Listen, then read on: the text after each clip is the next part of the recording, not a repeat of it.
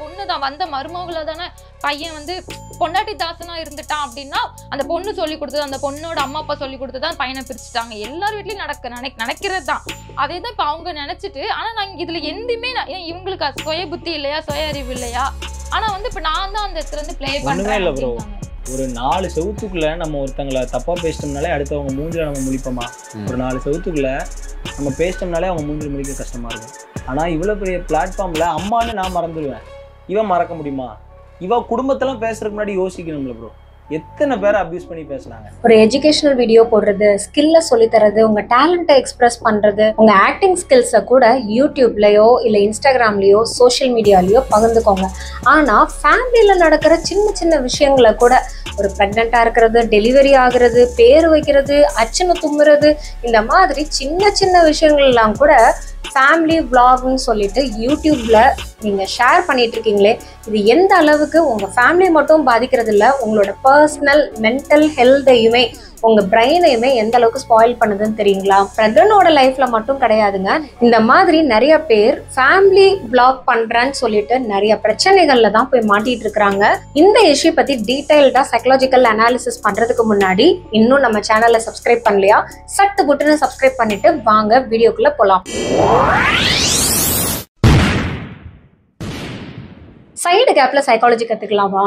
Family psychology பத்தி தெரிஞ்சுக்கலாம். As a இண்டிவிஜுவலா ஒரு தனி நபரோட சுதந்திரம், நான் எப்படி வேணாலும் நான் இருந்துக்குவேன், நான் எப்படி வேணாலும் வாழ்ந்துக்குவேன் அப்படிங்கிறதுக்கு ஒரு கமிட்மெண்ட் தேவையில்லை, ஒரு கப்புள் ஆகணும்னு அவசியம் இல்லை, மொத்தத்துக்கு ஃபேமிலின்ற ஸ்ட்ரக்சரே தேவையில்லை. வெஸ்டர்ன் கல்ச்சர்ல மற்ற நாடுகள்லாம் நம்ம இந்தியன் கலாச்சாரம் எஸ்பெஷலி தமிழ்நாடோட பாரம்பரியம் ரொம்ப பிடிச்சிருக்குன்னு அவங்கெல்லாம் நம்ம கல்ச்சருக்கு மாறிட்டு இருக்காங்க. ஆனா நம்மளோட அழகான இந்த பாரம்பரியத்தை விட்டுட்டு மற்ற கல்ச்சரை ஸ்விட்ச் ஆயிட்டு நிறைய பிரச்சனைகளையும் இழுத்துட்டு தான் வரும். ஃபேமிலி ஸ்ட்ரக்சரை எதுக்காக நம்ம புரிஞ்சுக்கணும்னு தெரியுங்களா?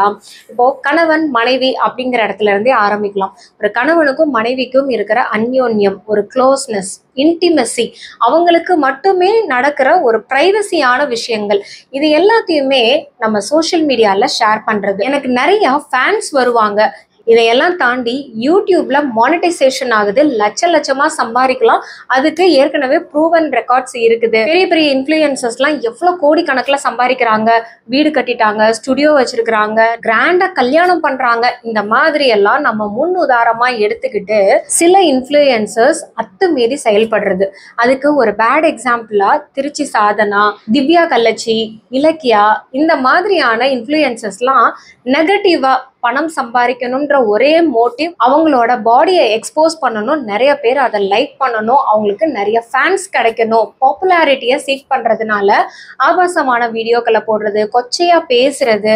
இந்த யூடியூப் அப்படிங்கிறது, சோஷியல் மீடியா அப்படிங்கிறது சின்ன வயசுல இருந்து பெரியவங்க வரைக்கும் எல்லாருமே பார்க்கக்கூடிய ஒரு பிளாட்ஃபார்ம். ஈஸியா சஜஸ்டட் வீடியோஸ்லயும் காட்டும், பாப்அப் ஆகியும் வரும். எவ்வளவு டீனேஜர்ஸ் இதெல்லாம் பாக்குறாங்க அப்படிங்கிற ஒரு சென்ஸே இல்லாம அவங்க லைஃப்ல தண்ணி தெளிச்சு விட்ட மாதிரி ஒரு கூட்டம் சுத்திட்டு இருக்காங்க. இதெல்லாமே ஒரு ஹெல்தியான ஃபேமிலி ஸ்ட்ரக்சருக்கு எப்படி பொருந்தும் அப்படின்னு பாத்தீங்கன்னா, நீங்க ஒரு காமெடியான வீடியோ போடுறீங்க, இல்ல ஒரு கண்டென்ட்டை வந்து கிரியேட் பண்றீங்க, ஒரு நல்ல தகவலை ஒரு யூடியூப் மூலியமா சொல்றீங்க, குழந்தைங்களுக்கு தேவையான ஒரு ஃபுட் விளாக் நீங்க வச்சிருக்கீங்க, நியூட்ரிஷன் விளாக் வச்சிருக்கீங்க, இந்த மாதிரி ஒரு நிறைய விளாக்ஸ் எல்லாம் இருக்குது. இப்போ ஃபேமிலி விளாக் அப்படின்னு பார்த்தாலுமே ஒரு பாண்டிங்கான விஷயங்களை சொல்றது, பாண்டிங்கான விஷயங்களை சொல்லும் போது யாருமே கேட்க மாட்டாங்க தான். ஏன்னா நல்ல விஷயங்களை நல்ல கான்டென்ட்டா இருந்துச்சு அப்படின்னா மக்களுக்கு ஒரு கியூரியாசிட்டி இருக்காது.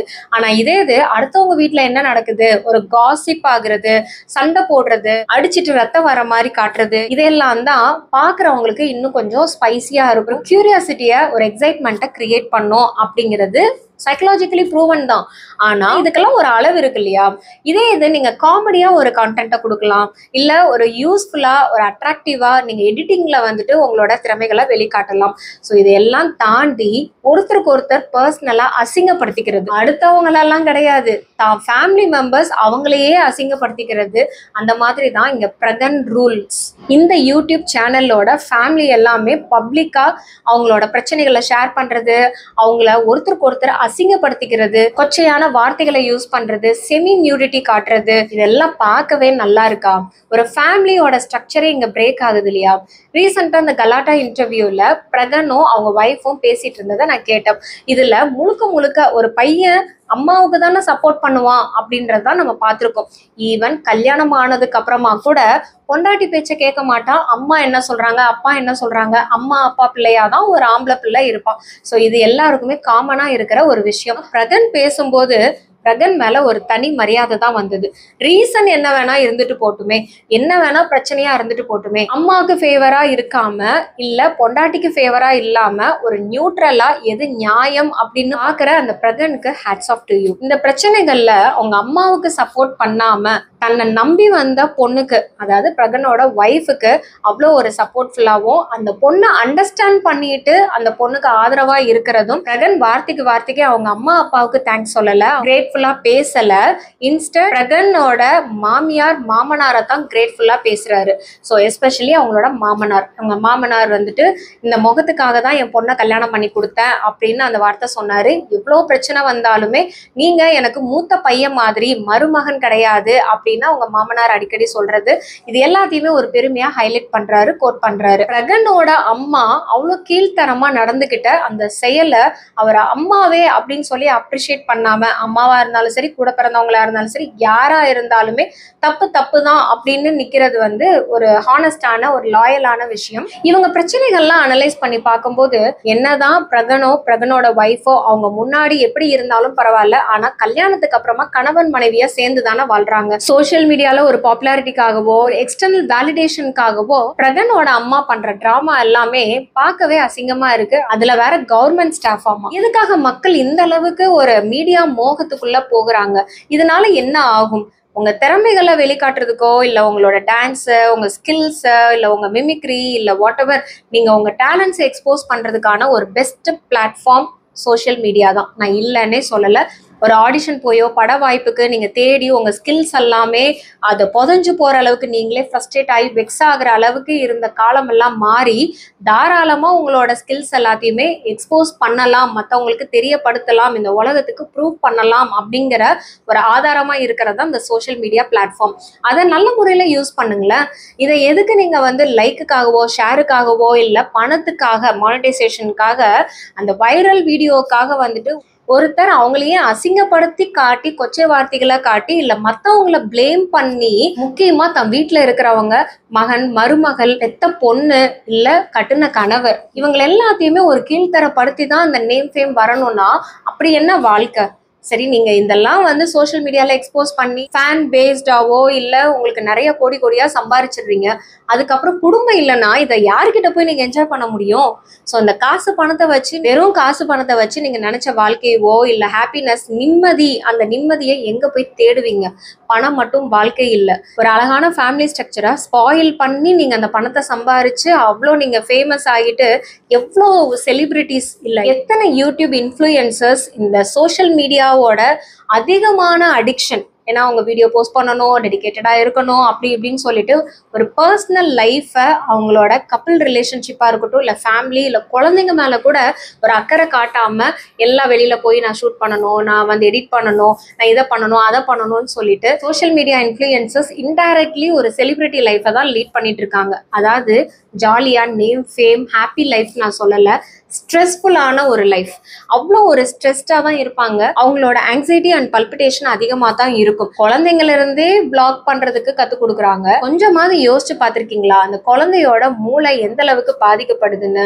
ப்ரீ ஃப்ரான்டல் கார்டெக்ஸ் அப்படிங்கிறது தான் நம்மளோட self control and identity formation எல்லாத்துக்குமே முக்கிய காரணம். அதிகமான கேமரா எக்ஸ்போஷர், கான்டென்ட்டுக்காக அன்ரியலிஸ்டிக் விஷயங்களை நிறைய மீடியா முன்னாடி பண்றதுனாலேயே குழந்தைங்களோட ப்ரீ ஃப்ரான்டல் கார்டெக்ஸ் பாதிப்படையுது. வளரும் போது அவங்களுக்கு ஒரு இன்செக்யூரிட்டி, பப்ளிக்ல மிங்கிள் ஆகாம ஐசோலேட் ஆகுறது, யாரு மேலேயுமே ட்ரஸ்ட் வராது. அவங்களுக்கு எவ்வளவு நாள்தான் யாரையுமே நம்பாமையே வாழ முடியும்? இந்த மாதிரியான பிரச்சனைகளுக்கு பேரண்ட்ஸே பிள்ளைங்களை தள்ளி விட்டுறாங்க. சரி, அட்லீஸ்ட் பேரண்ட்ஸாவது அவங்க கரெக்டா சோஷியல் மீடியாவை யூஸ் பண்ணுவாங்கன்னு பார்த்தா அவங்களும் அத்துமீறது, நிறைய விஷயங்கள்ல கவனம் இல்லாம ஒரு பப்ளிக்கா போஸ்ட் பண்றோமே அப்படிங்கிற ஒரு அவேர்னஸ் கூட இல்லாம பல தவறுகளை பண்றது அவங்களோட பிரைவசி லைஃபை மட்டும் இல்ல, அவங்களோட நிம்மதியும் சந்தோஷத்தையும் இழக்கிறதுக்கே நேரிடும்.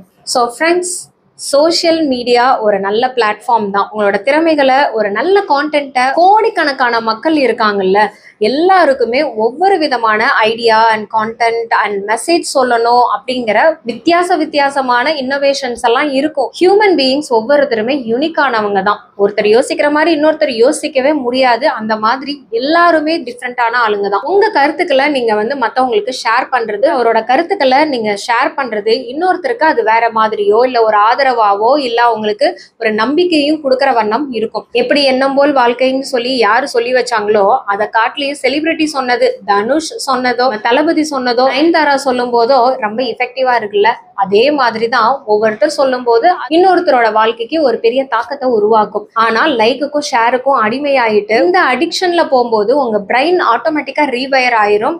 எதெல்லாம் அன்ரியலிஸ்டிக்கான விஷயங்கள், கனெக்ட் பண்ண முடியாத விஷயங்கள் எல்லாத்தையுமே நீங்க பண்ணுவீங்க. ஆட்டோமேட்டிக்கா உங்களோட நிம்மதியை பீஸ்ஃபுல்லா இழந்துருவீங்க. பிரகனோட வைஃப் எந்த அளவுக்கு ஃபீல் பண்றாங்கன்னு பாத்தீங்களா?